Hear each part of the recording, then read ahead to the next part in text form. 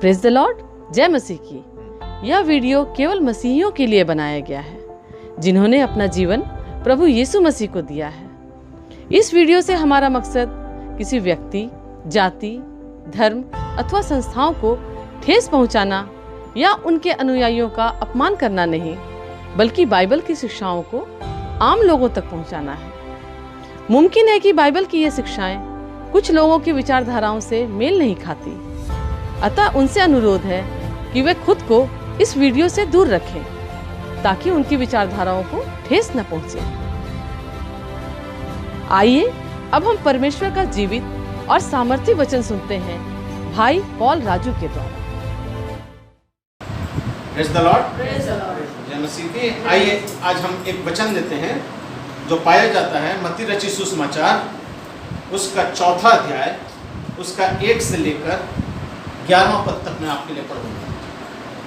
वहां पर इस प्रकार से लिखा है, तब आत्मा यीशु को जंगल में ले गया ताकि इब्लीस से उसकी परीक्षा हो। वह 40 दिन और 40 रात निराहार रहा। तब उसे भूख लगी। तब परखने वाले ने पास आकर उससे कहा, यदि तू परमेश्वर का पुत्र है तो कह दे कि ये रोटियां बन जाए, कि पत्थर रोटियां बन जाए। यीशु ने उत्तर दिया, लिखा है, मनुष्य केवल रोटी ही से नहीं परंतु हर एक वचन से जो परमेश्वर के मुख से निकलता है जीवित रहेगा। तब इब्लीस ने उसे पवित्र नगर में ले गया और मंदिर के कंगूरे पर खड़ा कर दिया और कहा, यदि तू परमेश्वर का पुत्र है तो अपने आप को नीचे गिरा दे, क्योंकि लिखा है, वह तेरे विषय में अपने स्वर्गदूतों को आज्ञा देगा और वह तुझे हाथों हाथ उठा लेंगे, कहीं ऐसा ना हो कि तेरे पैर में पत्थर से ठेस लगे। यीशु ने उससे कहा, यह भी लिखा है, तू अपने परमेश्वर की परीक्षा ना करना।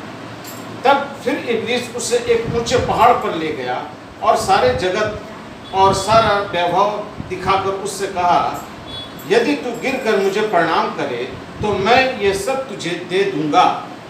तब यीशु ने उससे कहा, हे शैतान, दूर हो जा, क्योंकि लिखा है, तू प्रभु अपने परमेश्वर को प्रणाम कर और केवल उसी की उपासना कर। तब शैतान उसके पास से चला गया और देखो, स्वर्गदूत आकर उसकी सेवा करने लगे। परमेश्वर अपने इस वचन के पढ़े जाने और सुने जाने पर आशीष दे।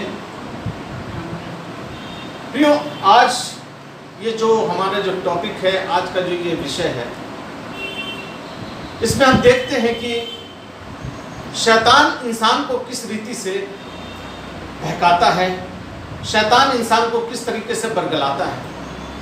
क्योंकि इंसान को सृष्टि के आरंभ से ही शैतान ये चाहा कि जिस जगह पर मैं हूँ उस जगह पर वो मनुष्य को भी रखना चाहता है। क्योंकि परमेश्वर ने मनुष्य की सृष्टि अपने स्वरूप में की। परमेश्वर का सबसे चुना हुआ, प्यारा और अच्छा इंतजाम जो था, उसने मनुष्य के साथ अपने रिश्तों को बांधा। अपना जो प्लान है वो मनुष्य के साथ किया। इसीलिए उसने उत्पत्ति 1:26 में कहा, आओ हम मनुष्य को बनाएं, अपने स्वरूप में बनाएं, अर्थात अपने जैसे हम उसकी सृष्टि करें। अर्थात हम ये जान सकते हैं कि परमेश्वर आज हमें अपने स्वरूप में बनाता है। लेकिन शैतान ये नहीं चाहता था कि हम मनुष्य को अपने उस स्थान तक पहुंचने दें जिस स्थान से वो गिराया गया। मैं आपको बता देता हूं, ये जो शैतान है, जिसका नाम पहले लूसीफर था, जिसका नाम लूसीफर था, वो स्वर्ग में रहता था और स्वर्ग में परमेश्वर के सिंहासन के नजदीक रहता था।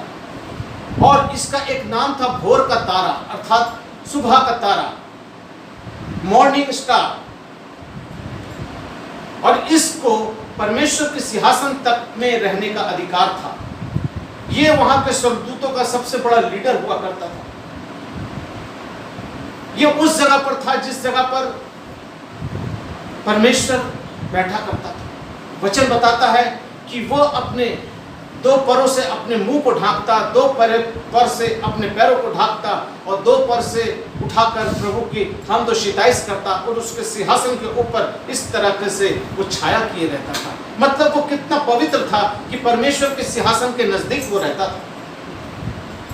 लेकिन उसके अंदर कुछ ऐसी पाप या उसकी ऐसी कुछ गलतियां जो उसने परमेश्वर के तुल्य अपने आप को समझ लिया और अपने आप को इस योग्य सोचा कि मैं अब परमेश्वर के मुकाबले में हूं। जो परमेश्वर के सिंहासन पर है तो सोचा कि मैं भी उसके तुल्य हूं, तो मैं इससे ऊंचे में अपना एक सिंहासन बनाऊंगा और अपना सिंहासन इस परमेश्वर के सिंहासन के बराबर में ले जाऊंगा। अर्थात उसके अंदर वो घमंड आ गया, क्योंकि वो चाहता था कि मैं कुछ हूं।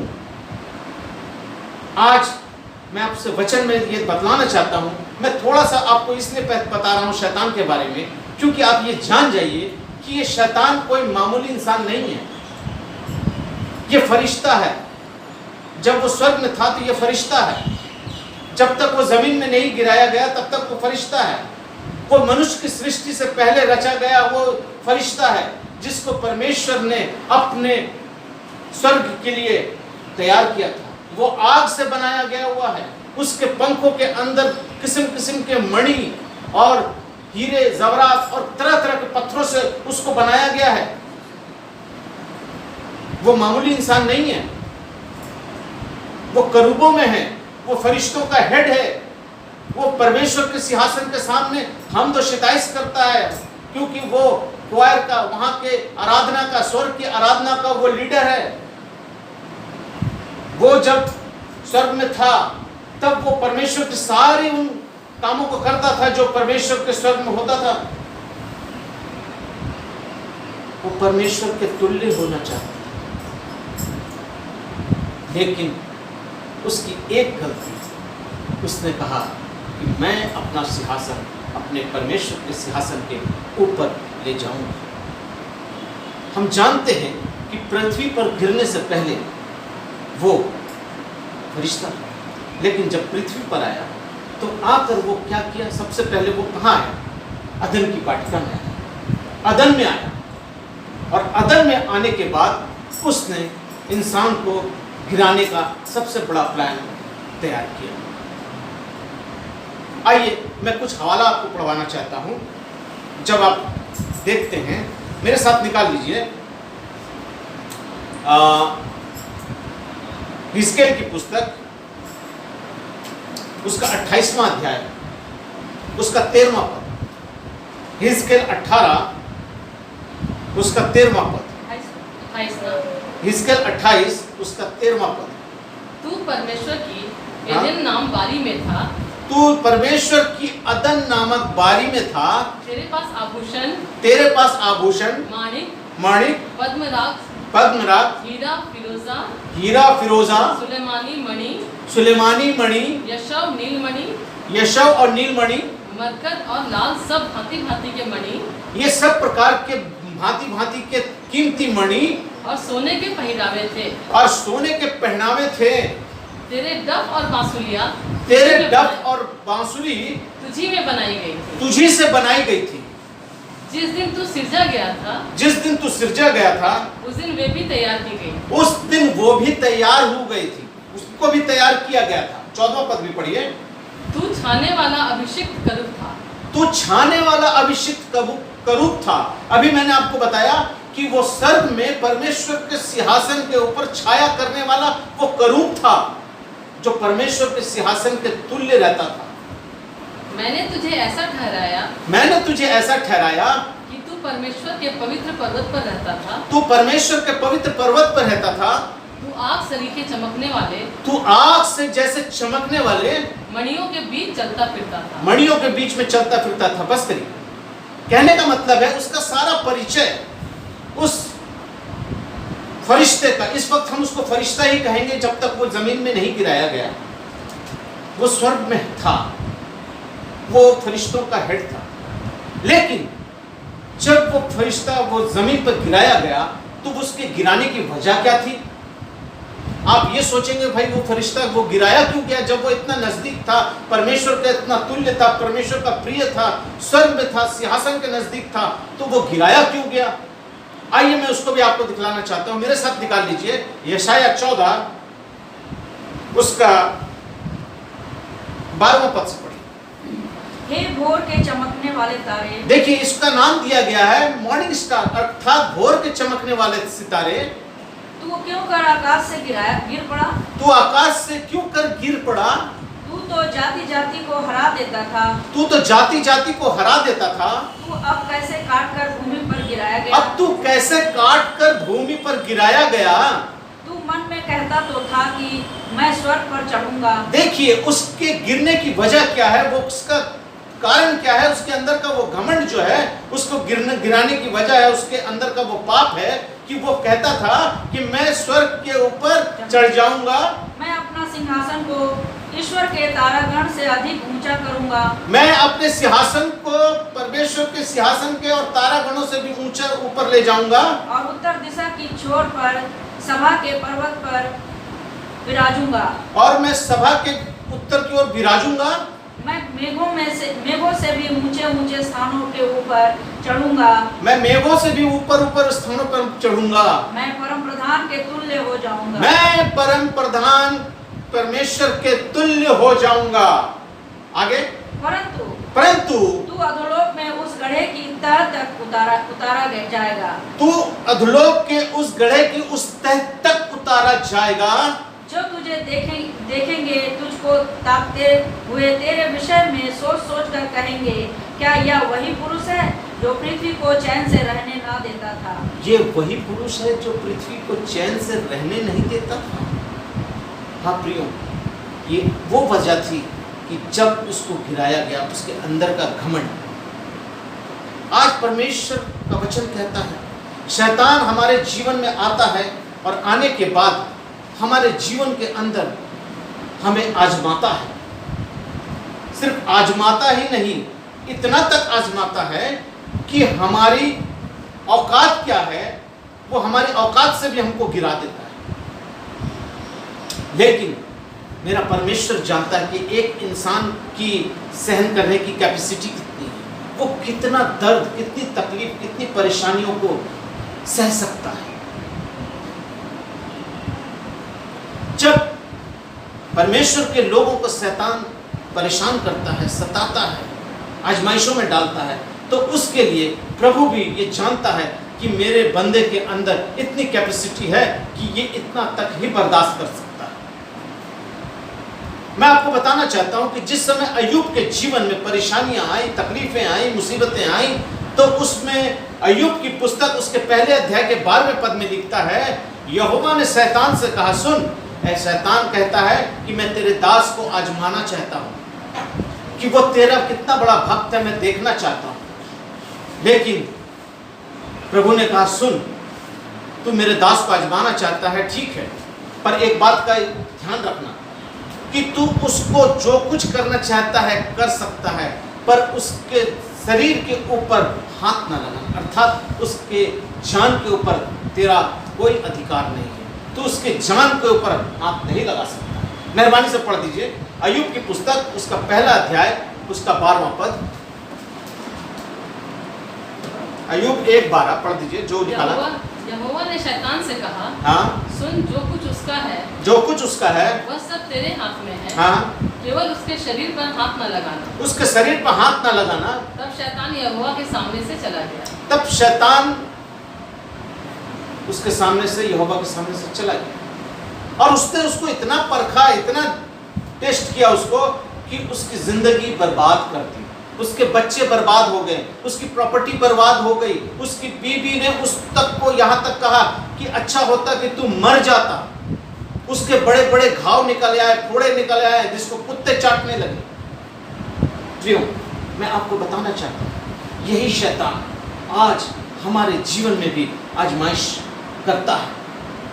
और बहुत शैतान जब हमें आजमाइश करता है तो उसकी आजमाइश में देने वाला भी हमारा परमेश्वर। हालेलुया। बिना परमेश्वर की इच्छा के बगैर हमारे जीवन में कोई तकलीफ, कोई मुसीबत, कोई परेशानी नहीं आती है। ये आप ध्यान रखिए, जान लीजिए, बिना परमेश्वर की इच्छा के बगैर हमारे जीवन में कुछ नहीं होता, क्योंकि उसने कहा कि मैंने तेरे सर के बाल तक को गिन कर रखा है। अय्यूब के जीवन में भी जब परेशानी आई, उसकी इजाजत परमेश्वर ने दी। आज हमारे जीवन में भी जो परेशानी, दुख, तकलीफ, मुसीबत, बीमारी, रोग आते हैं, उसकी आजमाइश करने का इख्तियार मेरा परमेश्वर देता है शैतान को कि जा मेरे इस बंदे को परख ले, और शैतान आता है। मैंने आज जो हवाला आपके सामने पढ़ा है वो है मत्ती रचित सुसमाचार 4 उसका 4था अध्याय। वहां पर हम देखते हैं कि वो इंसान तो क्या परमेश्वर के पुत्र को भी आजमाने की कोशिश करता है, और परमेश्वर के पुत्र को आजमाने की जब कोशिश करता है तो उसको आजमाने के लिए इजाजत कौन देता है? परमेश्वर के पुत्र को आजमाने के लिए उसकी इजाजत कौन देता है? मेरे साथ निकाल के रखिएगा, वहां पर लिखा है, तब आत्मा यीशु को जंगल में ले गया ताकि इब्लीस से उसकी परीक्षा हो। अर्थात परमेश्वर का आत्मा, पवित्र आत्मा उसको जंगल में ले गया ताकि इब्लीस से उसकी परीक्षा हो, उसको आजमाया जाए। किसको? यीशु मसीह को। यीशु मसीह को आजमाया जाए। मनुष्य तो छोड़ दीजिए, अब वो यीशु मसीह को आजमाता है। वो कब आजमाता है? जब वो बपतिस्मा लेकर जल से ऊपर आया और परमेश्वर का आत्मा उस पर उतरा और परमेश्वर की वाणी हुई, ये आवाज आई कि ये मेरा प्रिय पुत्र है जिससे मैं प्रसन्न हूं। परमेश्वर ये छाप दिया, परमेश्वर ये सर्टिफाई कर दिया कि ये मेरा प्रिय पुत्र है। वो 40 दिन तक जंगलों में था, भूखे प्यासे, निराहार था, बिना खाए पिए, उपवास में परमेश्वर के साथ था, पवित्र आत्मा के साथ था। और जब उसे भूख लगी, जब वो 40 दिन तक निराहार था, बाइबल बतलाती है उसे भूख लगी, तब आत्मा उसको जंगल में ले गया और उसको भूख लगी। तो जब भूख लगी तो वहां पर कौन आ गया उसके सामने? शैतान आ गया। प्रियो, मैं आपको बताना चाहता हूं कि ये जो भूख है ना, ये इंसानियत का या इंसान के जिंदगी का सबसे बड़ी वो कमजोरी है जिसमें इंसान आके गिर जाता है। ये भूख। आज आप किसी को आजमाना चाहते हैं तो उसके भूख से आप उसकी तुलना कर लीजिए। अर्थात एक इंसान को आप खाते पीते या उसके भूख प्यास से आप उसका अंदाजा लगा लेंगे कि उसकी औकात क्या है, उसका मिराज क्या, वो कहां तक का इंसान है। तो उसके खाने से आप अंदाजा लगा सकते हैं कि उसका औकात क्या है। उसके खाने के तरीके से आप पता लगा लेंगे कि उसका औकात क्या है, वो किस स्टैंडर्ड का आदमी है। लोग कहते हैं जब खाओ तो इज्जत के साथ, प्यार के साथ और परमेश्वर के दिए हुए उस शुक्रगुजारी के साथ जो तुमको उसने दिया है। लेकिन जब इंसान को भूख लगती है तब वो ये नहीं देखता है कि मैं कहाँ हूँ, कैसा हूँ, किसके सामने हूँ। जल्दी जल्दी जैसे तैसे उस खाने को वो खाने लगता है। ये मैं उस भोजन की बात नहीं कर रहा हूँ जो आप समझ रहे होंगे कि मैं पेट पूजा की बात कर रहा हूँ। नहीं, ये आत्मिक भोजन की बात मैं आपसे कर रहा हूँ। ये वो भोजन है जो परमेश्वर का वचन कहता है। ये परमेश्वर का ये वचन है जिसके अंदर परमेश्वर के वचन का ज्ञान नहीं है। उसका औकात आप पता कर सकते हैं कि वो आत्मिकता में कितना बढ़ा हुआ है, वो कितना आगे है प्रभु में। संसारिक भूख अलग चीज है, आत्मिक भूख अलग चीज है। जब हम आत्मिक भूख को देखते हैं तो हम उसकी आत्मिकता को जांच सकते हैं, और जब उसके शारीरिक भूख को देखते हैं तो हम उसकी संसार की औकात को पहचान सकते हैं। ये भूख के अध्ययन से ही हम जान सकते हैं कि वो उसकी औकात क्या है, उसका मिराज कितना है। तो जब प्रभु यीशु मसीह को भूख लगी, क्योंकि वो मनुष्य का पुत्र था, उसके अंदर में हमारे तरीके का ही सब कुछ था। बाइबल बतलाती है उसे भूख लगी, उसके नींद लगी, उसको थकान आया, वो सोया, वो रोया, सब कुछ इसके अंदर दिया है। क्यों? क्योंकि उसकी जितनी भी एक्टिविटीज थी संसार के अंदर सब मनुष्य के समान थी। लेकिन हकीकत में दरअसल वो कौन था? वो परमेश्वर का पुत्र था। उससे पूछा गया तू कौन है? उसने कहा परमेश्वर का पुत्र। किसने? नहीं, उसने कहा मैं मनुष्य का पुत्र हूं। लेकिन एक इंसान ऐसा है जिसने कहा कि मैं ये परमेश्वर का पुत्र है। नो, शैतान बोलता है कि ये परमेश्वर का पुत्र है, ये परमेश्वर का पुत्र है। मेरे साथ निकाल लीजिए लूका रचित सुसमाचार उसका 8वां अध्याय और उसका 28वां पद। लूका 8:28, वहां पर एक दुष्ट आत्मा से ग्रसित एक बालक है जिसको प्रभु यीशु मसीह निकालते हैं, और जब निकालने के लिए उसके पास पहुंचते हैं तो वो चिल्लाकर दूर से कहता है ये परमेश्वर का पुत्र है, तू मुझे क्यों सताने आया। पढ़िए मेहरबानी से 28 का, हाँ 8 का 28।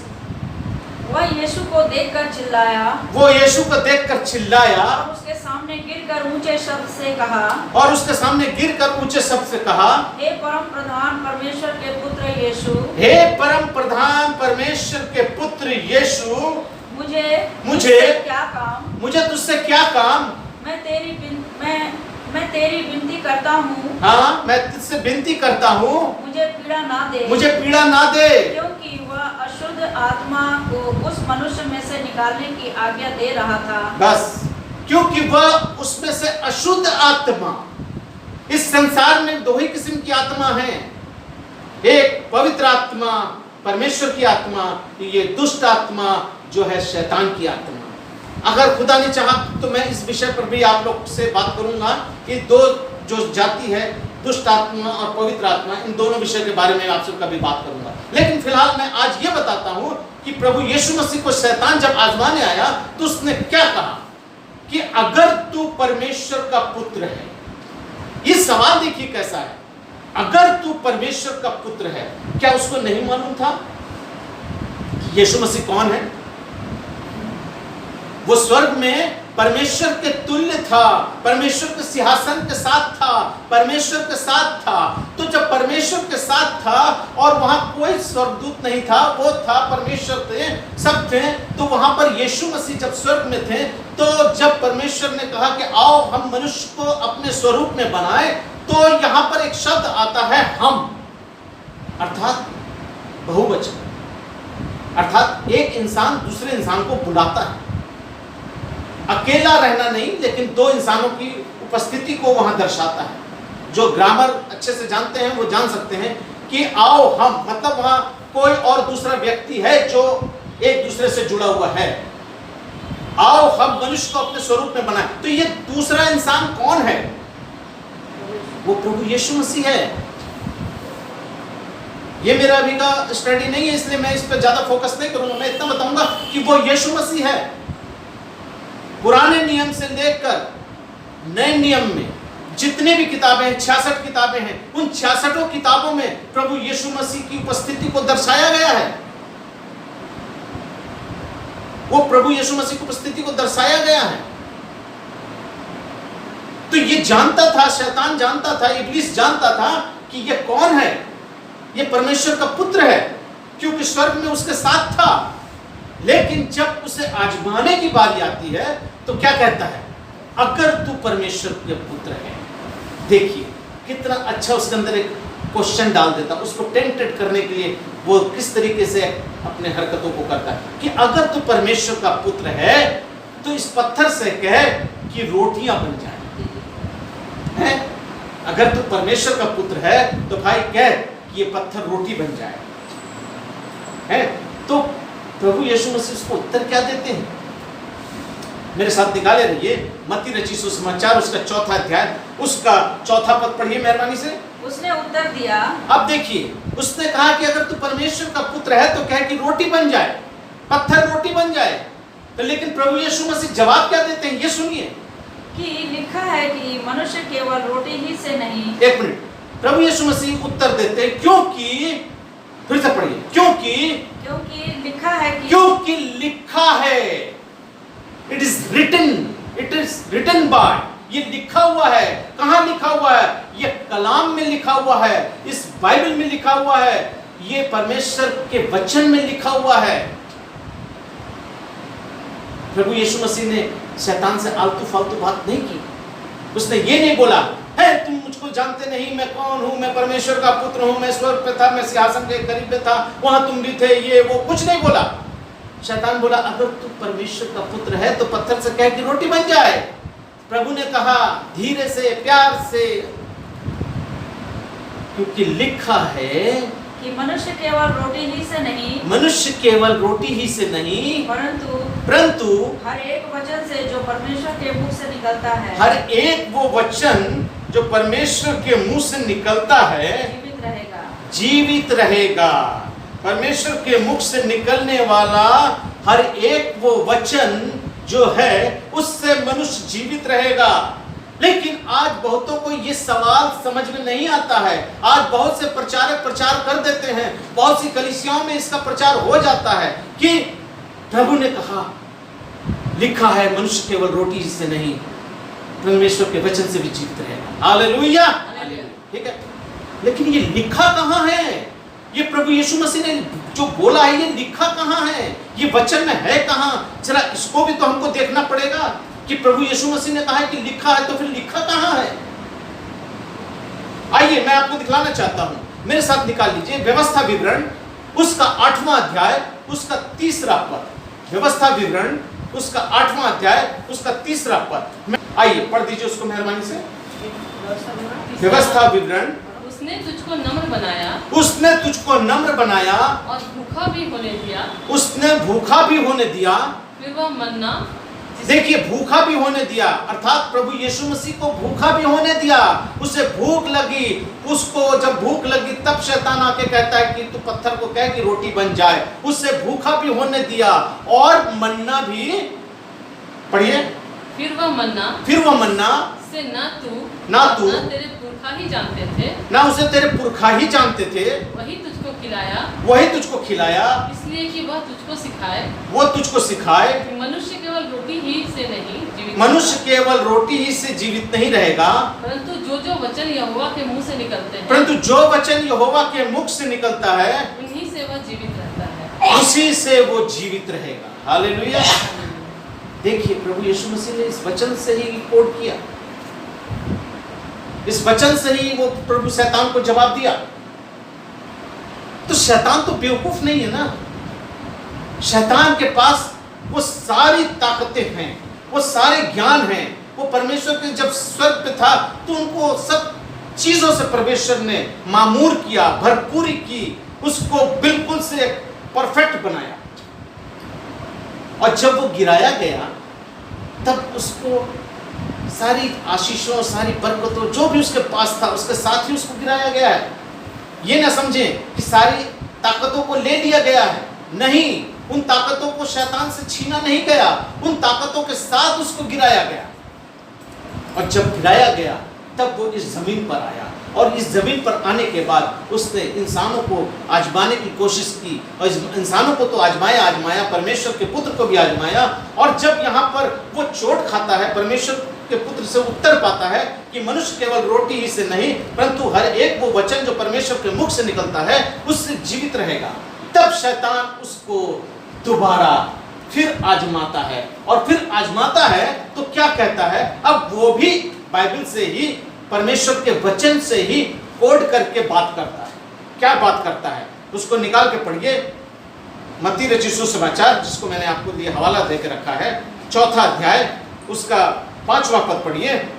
तब इब्लीस उसे पवित्र नगर में ले गया, तब इब्लीस उसको पवित्र नगर में ले गया और मंदिर के कंगूरे पर खड़ा किया, और पवित्र मंदिर के कंगूरे पर अर्थात ऊंचाई पे खड़ा किया, और उससे कहा यदि तू परमेश्वर का पुत्र है। देखिए फिर उसको टेम्पटेड करने की कोशिश कर रहा है। एक दफा वहां कहा कि अगर तू परमेश्वर का पुत्र है तो पत्थर को कह कि रोटी बन जाए। फिर यहाँ पर वो कहता है कि अगर तू परमेश्वर का पुत्र है तो अपने आप को नीचे गिरा दे, अपने आप को नीचे गिरा दे, क्योंकि लिखा है कि वह, देखिए अब शैतान भी कह रहा है कि लिखा है, अर्थात वो भी वचन जानता है, वो जानता है कि ये वचन कहाँ लिखा है जो मैं कह रहा हूँ, क्योंकि प्रभु यीशु मसीह ने उससे वचन से बातें की। अब शैतान भी वचन से बातें करता है और कहता है लिखा है कि तेरे विषय में अपने स्वर्गदूतों को आज्ञा देगा, कि वह अर्थात उसका पिता, वो जानता है ये परमेश्वर का पुत्र है, वो इसीलिए इस बात को थोड़ा इनडायरेक्टली वे में कहता है कि वह का मतलब कौन है, वह तेरा पिता, अर्थात वो उसका पिता जिसके बारे में वो जानता है कि ये उसका पुत्र है, उसके बारे में कहता है वह अपने स्वर्गदूतों को आज्ञा देगा, वो अपने स्वर्गदूतों को आज्ञा देगा, और वे तुझे हाथों हाथ उठा लेंगे। वो तुझे हाथों हाथ उठा लेंगे। कहीं ऐसा ना हो कि तेरे पाँव में पत्थर से ठेस लगे। वो कहीं उठा लेंगे, कहीं पत्थर से तेरे पैर में ठेस ना लगे। अब ये लिखा कहाँ है? शैतान ने जो कहा है ये बताएंगे कि वो लिखा कहाँ है, क्योंकि शैतान कह रहा है कि लिखा है कि वह तेरा पिता अर्थात तेरे अपने स्वर्गदूतों को भेजेगा, कि वह अपने स्वर्गदूतों को भेजेगा कि तेरे पैर में ठेस तक ना लगे। तो ये लिखा कहाँ पर है? आइए उस वचन को भी हम देख लें जो मिलता है हमें भजन संहिता उसका 91 का 9। मेरे साथ निकाल लीजिए, भजन संहिता 91 का 9।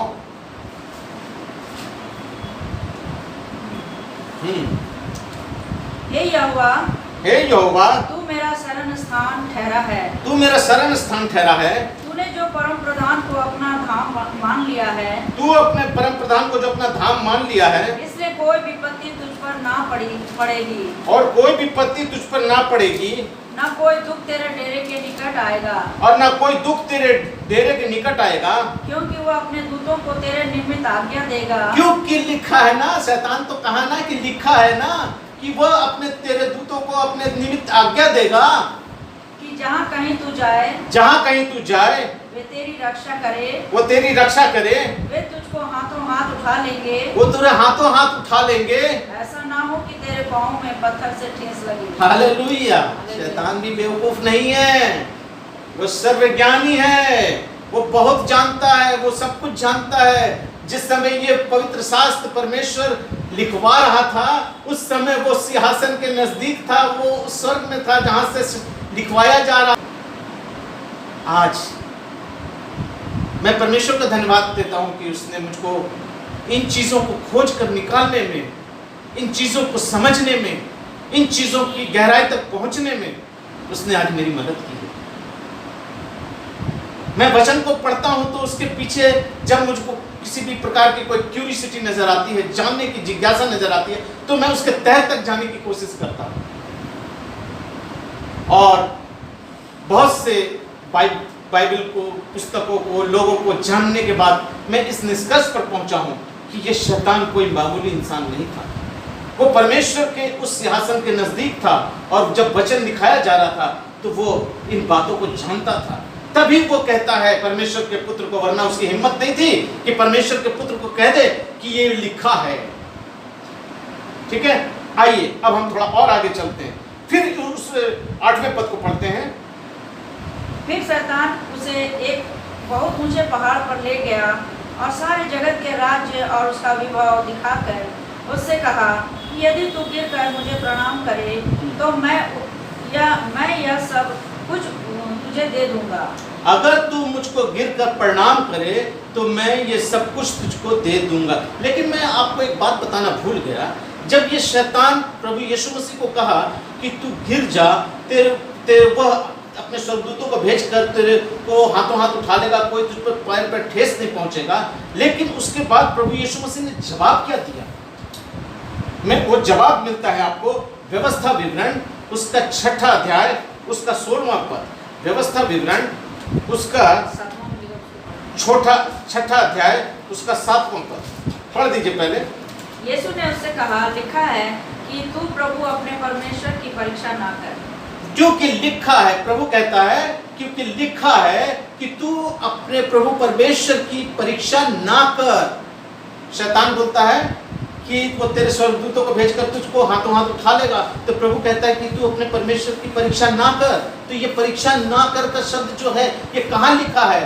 मेरे साथ निकाल लीजिए, व्यवस्था विवरण उसका 6ठा अध्याय उसके 16वें पद में ये बात लिखा हुआ है कि तू अपने परमेश्वर की परीक्षा ना कर। व्यवस्था विवरण 6:16 तुम अपने परमेश्वर यहोवा की परीक्षा न करना। तुम अपने परमेश्वर यहोवा की परीक्षा ना करना। अर्थात प्रभु ने कहा कि ये लिखा है तू अपने परमेश्वर यहोवा की परीक्षा ना करना। देखिए दोनों के अंदर बातचीत किस माध्यम से हो रही है? इस वचन के माध्यम से। आज लोग बेतुके सवालों के साथ परमेश्वर के वचन को लेकर परमेश्वर के वचन का खिलवाड़ कर रहे हैं। बोलना कुछ है समझाना कुछ है, वचन कुछ कहता है, वो कहते कुछ और है। जो बातें वचन में नहीं लिखी हुई हैं वो हमारे जानने योग्य नहीं है। परमेश्वर का वचन में लिखा है जो बातें हमारे लिए उपयोग में नहीं है, उपयुक्त नहीं है, वो इस वचन में लिखा हुआ है, और जो हमारे जानने योग्य नहीं है वो हमारे लिए लिखा हुआ नहीं है। लेकिन आज जो वचन में नहीं लिखा है उसी के पीछे लोग पड़े हुए हैं। मैं YouTube में देखता हूं, फेसबुक पे देखता हूं, एक से एक किस्म का कंट्रोवर्शियल क्वेश्चन आंसर जवाब, ये वो आपस में झगड़ा, ये पास्टर उसको बोल रहा है, वो पास्टर इसको बोल रहा है, वो इसके लिए बुराई कर रहा है, ये इसके बारे में बता रहा है। ये अरे बात करना तो सिर्फ परमेश्वर के वचन से बात करो ना, कि परमेश्वर के वचन में लिखा क्या है। क्यों? ये परमेश्वर का वचन जीवित है और ये वचन ही हमारा न्याय करेगा। तो इसके ही अंदर में रहिए ना, इसके बाहर जाने की कोशिश क्यों करते हैं? बहुत गहरी बातें हैं इसके अंदर। अगर आप इसके अंदर में से बेकार की बातों को खोजने लगेंगे ना, तब आप स्वर्ग में नहीं जाएंगे, आप नरक में जाएंगे। ये ना सोचे कि जो हम बहुत खोजते हैं तो हम स्वर्ग जाएंगे या हम परमेश्वर के योग्य हो जाएंगे, हम परमेश्वर के बहुत अच्छे वक्ता हो जाएंगे या हम बहुत अच्छे पास्टर हो जाएंगे। नहीं, जो बातें हमारे जानने योग्य नहीं है वो इसमें लिखी हुई नहीं है, लिखी नहीं गई है। आपको मैं थोड़ा सा एक एग्जाम्पल देता हूं। मूसा ने परमेश्वर के लिए मिलाप का तंबू बनाया ना भाई, जिसकी आज्ञा परमेश्वर ने मूसा को दी। उसमें 3 स्थान थे, आंगन था, पवित्र स्थान था और महापवित्र स्थान था। तो लोग आंगन तक से गए, आंगन में गए, फिर वहां से लोग पवित्र स्थान तक गए। कौन? आंगन तक विश्वासी जाते हैं, पवित्र स्थान तक याजक जाता है और महापवित्र स्थान के अंदर याजक महायाजक जाता है, वो भी साल में 1 दफा। अगर वो महायाजक सोचे कि मैं अब यहां से महापवित्र स्थान के बाद में और आगे जाऊंगा, तो फिर वो कहां जाएगा? तब वो कहां जाएगा? वो कूड़े में चला जाएगा, वो करकट में चला जाएगा, उस नरक में चला जाएगा जो तंबू के बाहर वो गंदगी थी उसमें चला जाएगा। तो जहां तक हमें रहने की सीमा है, हमको अपनी सीमा के अंदर में ही रहना है। वचन में जितना लिखा है उतने के अंदर ही रहना है। मेरा परमेश्वर प्रभु यीशु मसीह सिर्फ वचन से बात किया। वो परमेश्वर का पुत्र होते हुए बहुत कुछ जवाब दे सकता था शैतान को, लेकिन उसने सिर्फ वचन के द्वारा ही परमेश्वर के वचन को बोला कि लिखा है तू अपने परमेश्वर की परीक्षा मत करना। आज लोग परमेश्वर की परीक्षा करते हैं, परमेश्वर को टेस्ट करते हैं, आजमाते हैं, परमेश्वर के वचन को तोड़ते मरोड़ते और तरह तरह से उनको व्यक्त करते हैं। आइए मैं आपको परमेश्वर का आत्मा इस वक्त एक वचन मुझको याद दिला रहा हूं, मैं आपके सामने पढ़ना चाहता हूं। मेरे साथ निकाल लीजिए मत्ती रचित सुसमाचार उसका 5वां अध्याय। मत्ती रचित सुसमाचार उसका 5वां अध्याय उसका 19वां पद मेहरबानी से पढ़िए। देखिए वहां क्या लिखा हुआ है। इसलिए जो कोई इन छोटे से छोटी आराम से इसलिए जो कोई इन छोटे से छोटी आज्ञाओं में से इन छोटी में से छोटी आज्ञाओं में से किसी एक को तोड़े और वैसा ही लोगों को सिखाए वह स्वर्ग के राज्य में सबसे छोटा कहलाएगा। परंतु अब देखिए ये क्वेश्चन मार्क है, परंतु जो कोई उसका पालन करेगा वही स्वर्ग के राज्य में महान कहलाएगा। ठीक है, क्योंकि आगे 20वां भी पढ़ दीजिए। क्योंकि मैं तुमसे कहता हूँ ये वचन प्रभु यीशु मसीह के मुख से निकला है। प्रभु यीशु मसीह खुद कह रहे हैं कि मैं तुमसे कहता हूँ कि यदि तुम्हारी धार्मिकता शास्त्रियों और फरीसियों की धार्मिकता से बढ़कर ना हो। 1 मिनट, शास्त्री और फरीसी कितने धार्मिक थे ये आपको बताने की आवश्यकता नहीं है, वचन इसके लिए काफी है एग्जाम्पल देने के लिए कि फरीसी और शास्त्री कितने धार्मिक थे। अगर तुम्हारी धार्मिकता इनकी धार्मिकता से बढ़कर ना हुई तो तुम परमेश्वर के स्वर्ग राज्य में प्रवेश नहीं कर सकते, कभी प्रवेश ना कर पाओगे। तो परमेश्वर के राज्य में प्रवेश करने के लिए हमारी धार्मिकता को क्या करना है, फरीसी और शास्त्रियों से भी बड़ी धार्मिकता को हमें अपनाना है। तो सोचिए आप कहां हैं। पुरानी व्यवस्था में इनसे ऊपर कोई नहीं थे पवित्र और धार्मिक लोगों में। प्रियो, आज मैं आपको बताना चाहता हूं कि परमेश्वर के वचन को लेकर खिलवाड़ मत कीजिए, परमेश्वर के वचन को तोड़ मड़ोड़ कर पेश मत कीजिए। परमेश्वर के वचन को जितना है उतना ही जानने की कोशिश कीजिए, इससे ज्यादा जानने की कोशिश मत कीजिए, क्योंकि हम मनुष्य हैं, हमारा भेजा इतना बड़ा नहीं है कि परमेश्वर का यह सारा सृष्टि ब्रह्मांड हमारे भेजे में घुस जाए। और इसको भी मत करने की कोशिश कीजिए कि बहुत से लोग अपने नाम के आगे, अपने पदवी के आगे बहुत से पद लगा लेते हैं। मनुष्य की कोई औकात नहीं है कि वो परमेश्वर को जांच सके, परमेश्वर को उसकी क्या बोलते हैं, उसको रिसर्च कर सके, उसके लिए खोजबीन कर सके। परमेश्वर, मनुष्य की ये औकात नहीं है।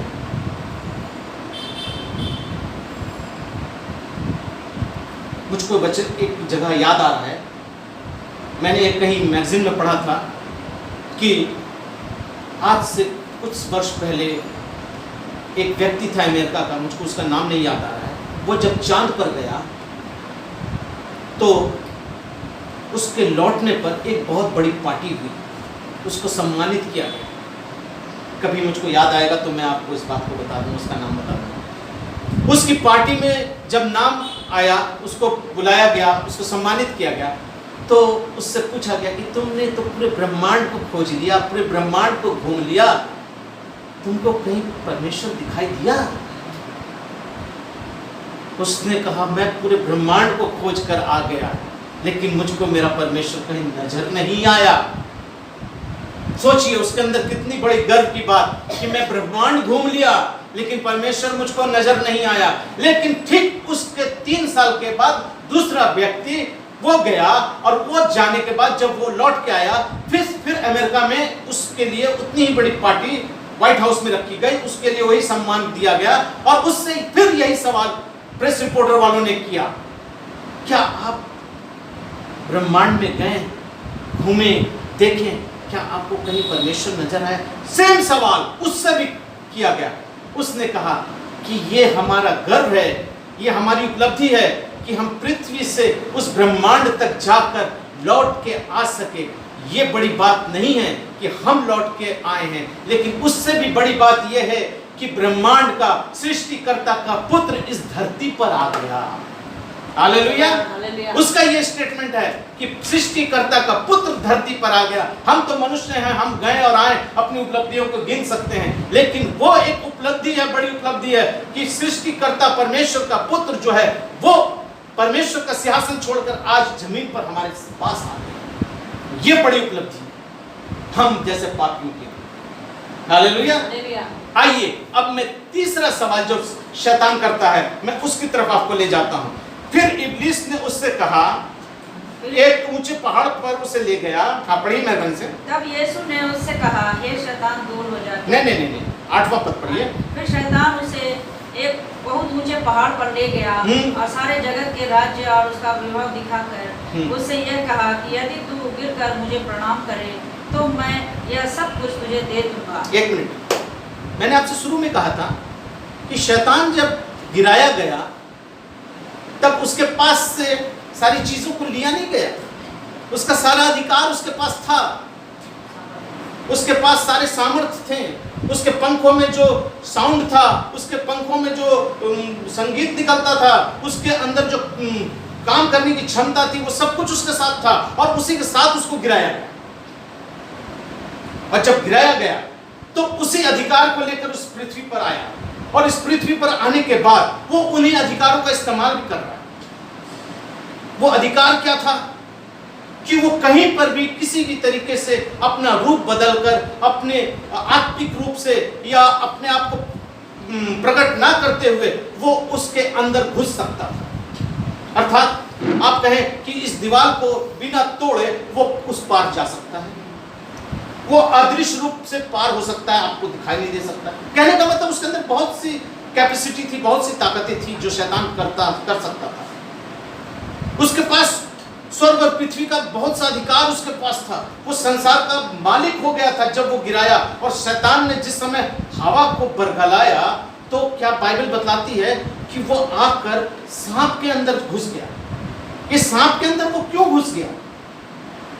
क्योंकि बाइबल बताती है सांप जो था सब जानवरों में चालाक था, चतुर था, इसलिए उसने शैतान ने हवा को परखने के लिए, पाप में गिराने के लिए सांप को लिया। और सांप को इसलिए लिया कि वह जानता था कि हवा इससे बहुत दोस्ताना है, बहुत फ्रैंक है, इसीलिए सांप को लिया और सांप के अंदर समा गया।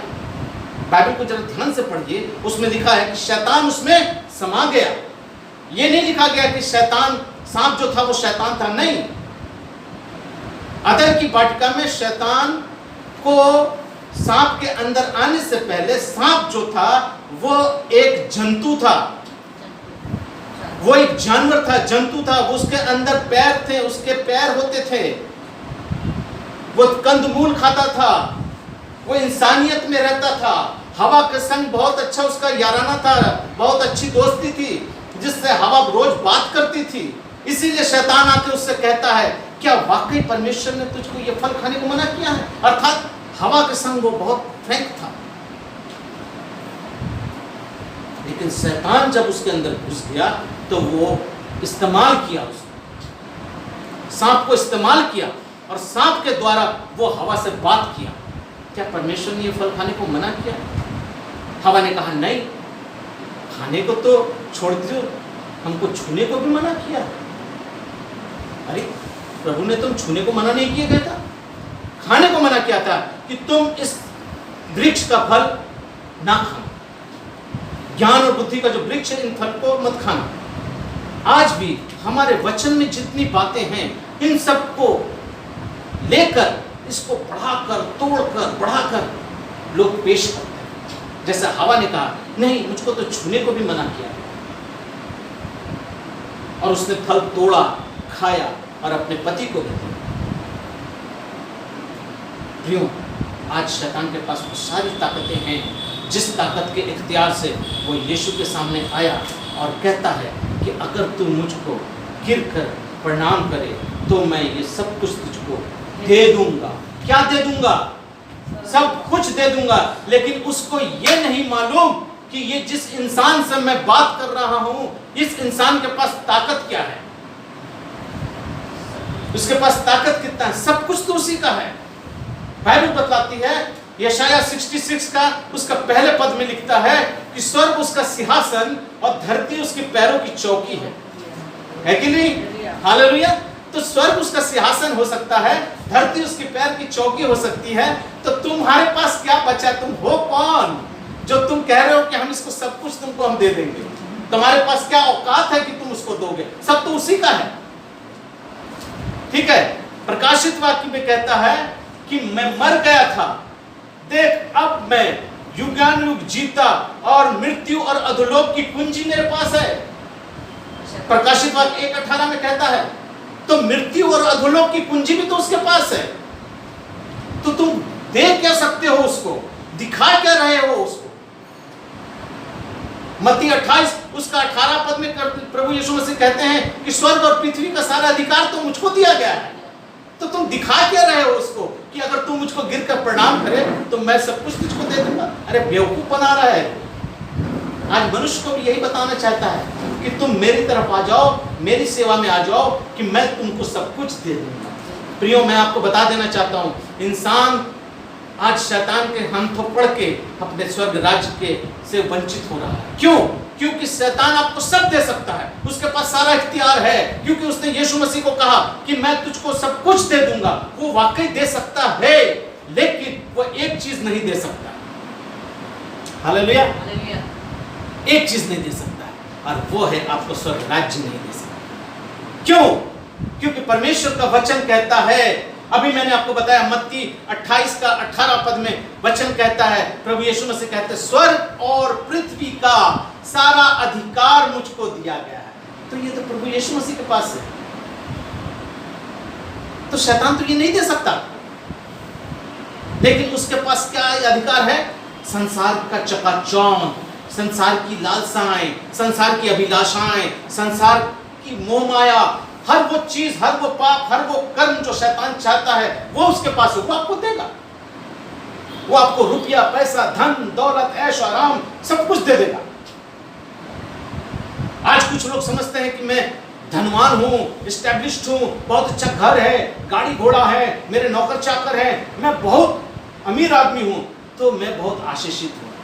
बहुत बड़ी गलतफहमी है ये शैतान की तरफ से। इस पे ध्यान मत दीजिए कि अगर आप बहुत धनी हैं तो आप बहुत आशीषित हैं। नो, पैसा जरूरी है, पैसा एक आवश्यकता है, लेकिन जब ये पैसा जरूरत से ज्यादा हो जाए तो ये जहर है।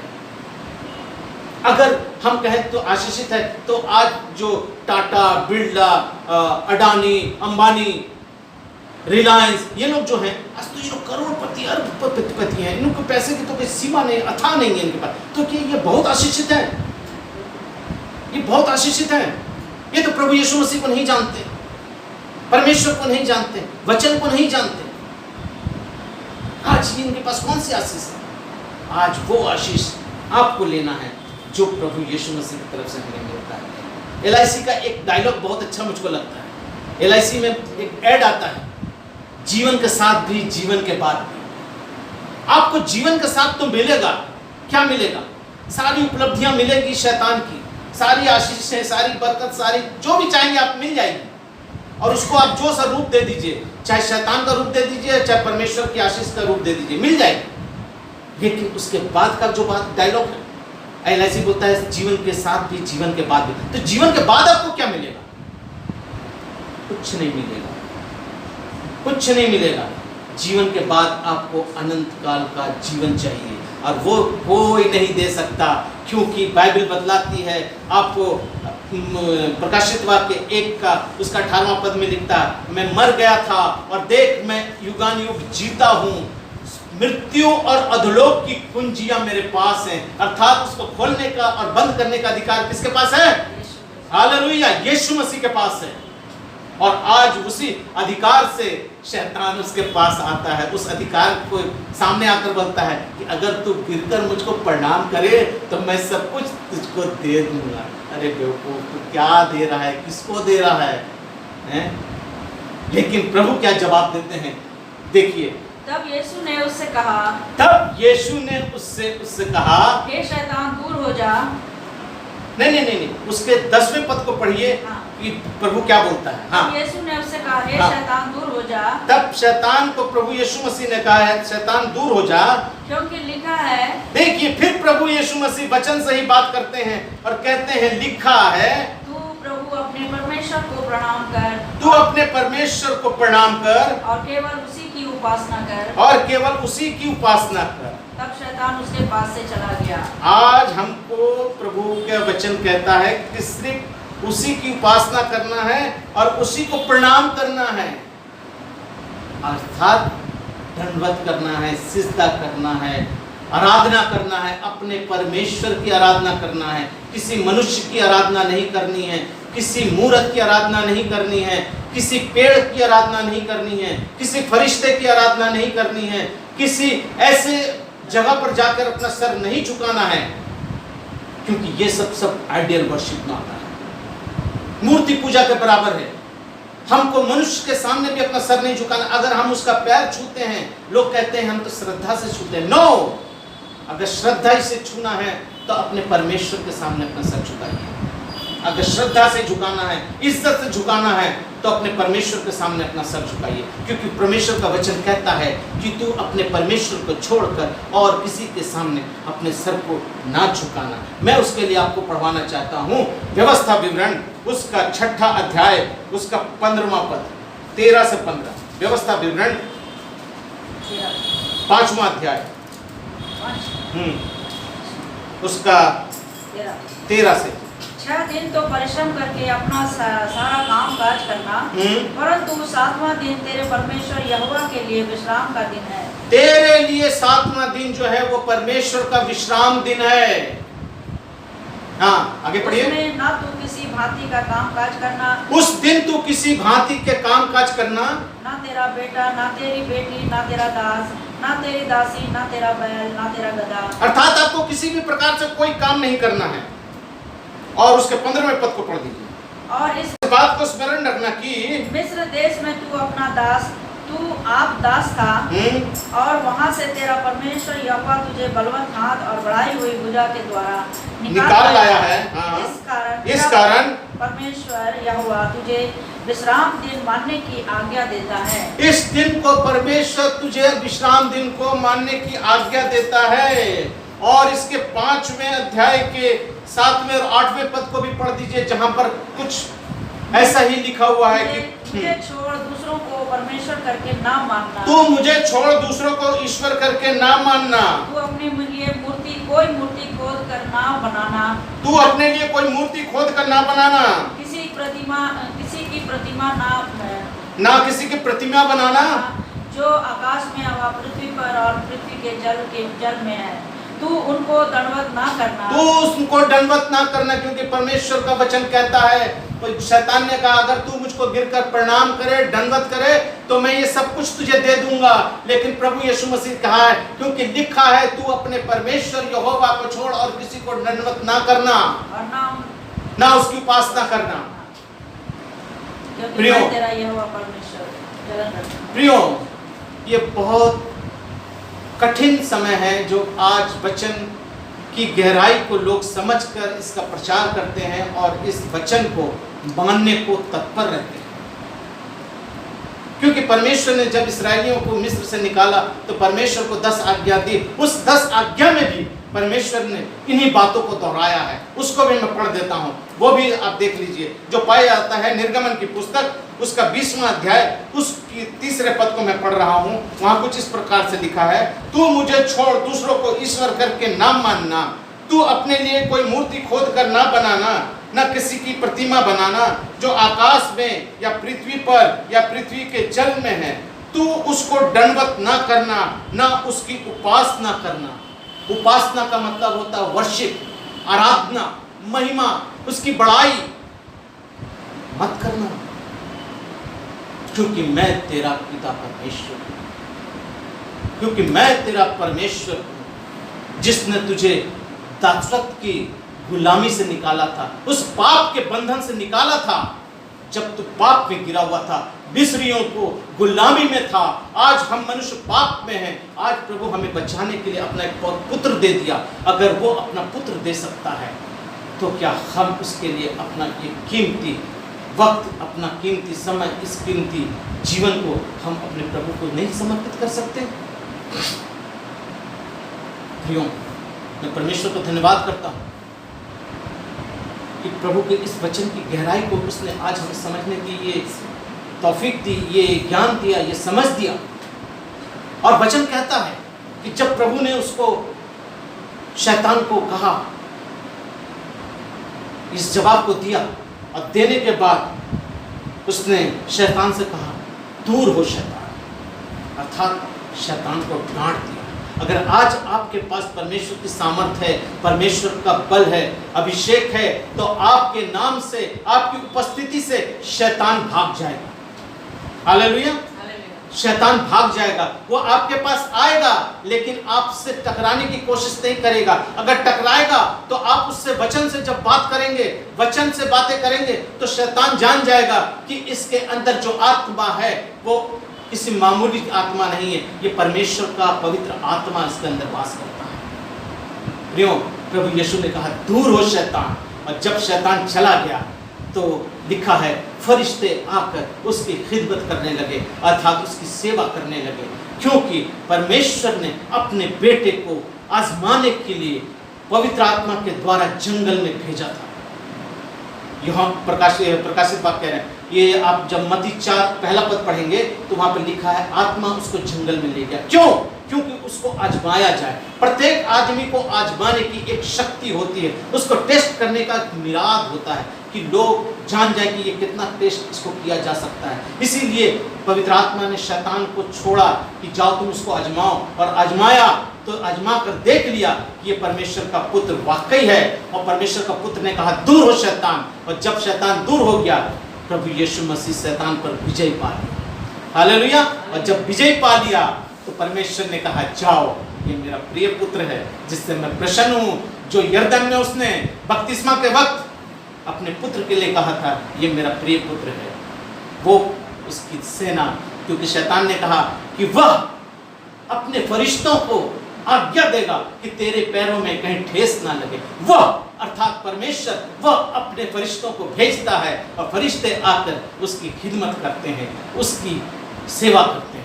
आज अगर आप प्रभु के संग हैं, प्रभु की उपस्थिति में हैं, प्रभु के दास हैं, प्रभु के वचन में चलते हैं, तो आज प्रभु के फरिश्ते आपकी रहनुमाई करेंगे, आपको मार्ग दिखाएंगे, आपसे बात करेंगे और परमेश्वर का वचन के द्वारा आपको समझाएंगे, सिखाएंगे, बताएंगे। आइए हम सब प्रार्थना